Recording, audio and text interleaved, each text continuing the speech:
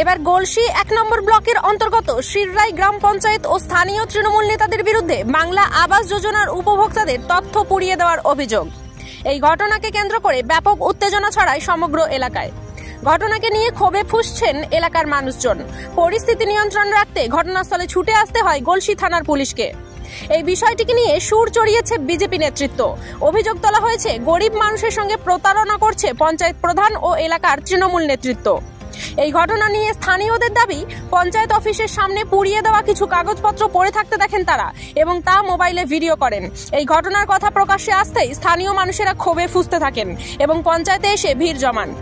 গ্রামবাসীদের অভিযোগ, বাংলা আবাস যোজনার ঘরের জন্য তাদের কাছ থেকে যে নথি জমা নেওয়া হয়েছিল সেই সমস্ত নথি পুড়িয়ে দেওয়া হয়েছে, আর এটা তাদের বঞ্চিত করার উদ্দেশ্যেই করা হয়েছে।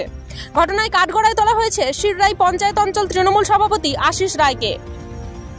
তবে তিনি সমস্ত অভিযোগ অস্বীকার করে বলেন, পঞ্চায়েতের ভিতরে থাকা বাংলা সহায়তা কেন্দ্রের প্রতিনিধিরা কাজের জন্য জমা নেওয়া পুরনো নথি পুড়িয়ে দিয়েছেন। এখানে অন্য কোনো বিষয় নেই। তারাও চান গরিব প্রতিটি মানুষ বাড়ি পাক। তৃণমূল দলকে বদনাম করতে কিছু লোক মিথ্যে অভিযোগ তুলছে। পঞ্চায়েত প্রধান সোনালী দাস পাকুই তার বিরুদ্ধে ওটা অভিযোগ অস্বীকার করে বলেন, আমরা এই কাজ করিনি, সমস্তটাই মিথ্যা কথা। অনেকের নাম লিস্টে আসেনি, তাই তারা ক্ষোভে এই অভিযোগ করছে।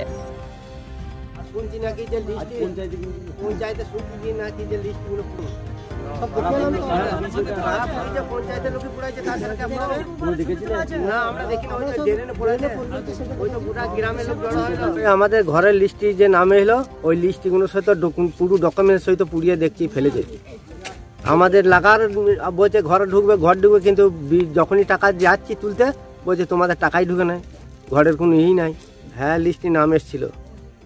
ওই যখনই বলছে টাকা ঢুকে যাবে, যখনই তুলতে যাচ্ছি নাইকো। কিন্তু এখনো আমরা দেখছি যে পঞ্চায়েতের পাশে ডকুমেন্ট সব পুড়িয়ে ফেলাইছে। নাম তো পাওয়া যাচ্ছে না, এই একটু আধটু করে পাওয়া যাচ্ছে। কে করছে কি করে জানবো, পঞ্চায়েত থেকে করছে, তাছাড়া কে করবে? বঞ্চিত করা হচ্ছে আমাদেরকে। প্রধানরা করবে, পঞ্চায়েত যারা চালাচ্ছে তারাই করবে, তাছাড়া কে করবে? হ্যাঁ, আমার লিস্টে নাম এসেছিল। আমি ওই দিক থেকে আসছিলাম, আসার পর দেখি পঞ্চায়েতে খুব কিচাইন হচ্ছে, ঝগড়াঝাটি হচ্ছে।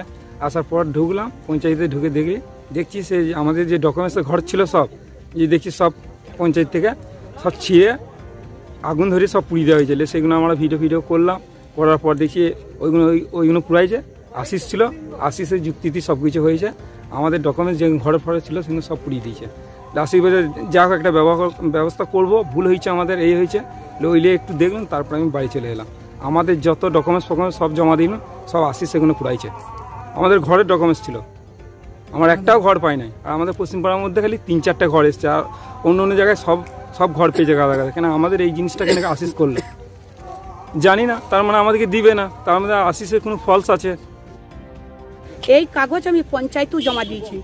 এই কাগজ আমি ঘরে যত আমার ডকুমেন্টস ছিল, আমি সেই ডকুমেন্টসগুলো আমাদের পার্টির নেতাদের কাছে জমা দিয়েছি।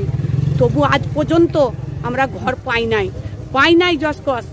তা না দেখ, তা আমাদের কাগজগুলো পুরাবার কোনো তাদের অধিকার নাই। তা না যদি ওপর মহল যদি না যায়, তা কি উড়িয়ে টাকাটা দিবে বাবা? তা তাদের পুড়িয়ে নিশ্চয়ই তাদের লাভ হচ্ছে বই কি বাবা, তাহলে তারা পুরাবে কেন? কিরকম লাভ হচ্ছে তাদের? পকেটে টাকা হচ্ছে, তাদের গাড়ি কিনছে, বাড়ি কিনছে, জমি কিনছে, জায়গা কিনছে, বাড়ি 50,000 টাকা দামি মোবাইল কিনছে। কি চাই আমরা? ওই কাগজগুলো যাদের পুরাইছে তাদের শাস্তি চাই। ১ নম্বর ব্লকের শিররাই পঞ্চায়েতে যে দৃশ্য দেখা গেল, এ তো একেবারে বলার আর কথা নেই। এর মধ্যে এত প্রতারণা রাজ্যের মানুষের সাথে, গরিব মানুষের সাথে, সাধারণ জনগণের সাথে। এই প্রতারণা কি একটা পঞ্চায়েত, একটা সরকারি দপ্তর করতে পারে?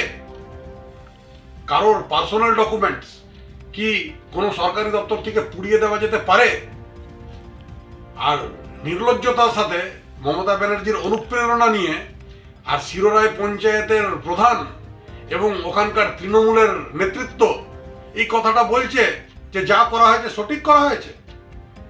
এটাই কি সরকারি সিস্টেম? এইভাবেই কি পশ্চিমবঙ্গ এগিয়ে আছে? এটাই কি এগিয়ে বাংলার নজির? এই সরকার যতদিন থাকবে ততদিন এই রাজ্যের মানুষকে প্রতারিত হতে হবে এবং ভুগতে হবে। মিথ্যা অভিযোগ। এটা কারণ বলছে বিএসকে ছেলেগুলো ওই যে কাজ করে বললো, আধার কার্ড সংশোধন করে, তারপরে ধানের বুকিং করে, এইসব সমস্ত কাজগুলো ওরা করে এবং বিনা পয়সায় করে। ওদের 1 বস্তা 1.5 বস্তা করে কাগজ হয়েছে, ওরা এগুলো প্রতিদিনই বাইরে ওইখানটা পঞ্চায়েতের বাইরেটা একধারে নিয়ে যায় পুড়িয়ে দেয়। আর একটা কথা হচ্ছে, আমরা মানুষের সঙ্গে আছি, আমরা কাজ করার পক্ষে যাতে গরিব মানুষগুলো বাড়ি পায় সেই চেষ্টা আমরা বরাবর করে যাচ্ছি। আমাদের বিডিও সাহেব বলেছেন যা হচ্ছে ওপর থেকে হচ্ছে, আমাদের নেতারা কেউ এই বাড়ির ব্যাপারে কারো ঘর ফটো তুলতেও যায় না, ছবি তুলতেও যায় না। আমরা সহযোগিতা করছি, আমরা বলেছি যেন সবাই গরিব মানুষ ঘরগুলো পেলে ভালো হয়, দেখবেন একটু চেষ্টা করুন। কিন্তু আমাদের তো সঙ্গে কেউ তো নেতারা যায় না, এটা পার্টির নেতাদের কোনো হাত নাই, যা হচ্ছে ওপর থেকে হচ্ছে। কেন করছে? এবার নানা রকম লোক আছে, কে কার মুখে হাত দেবে বলুন, নানা রকম উস্কানিমূলক কথাবার্তা, নানা রকম লোক আছে, তারা বলছে যারা আমাদের সরকারের মুখে কালিমা লিপ্ত করতে চায়, তারা এসব কথাগুলো বলছে।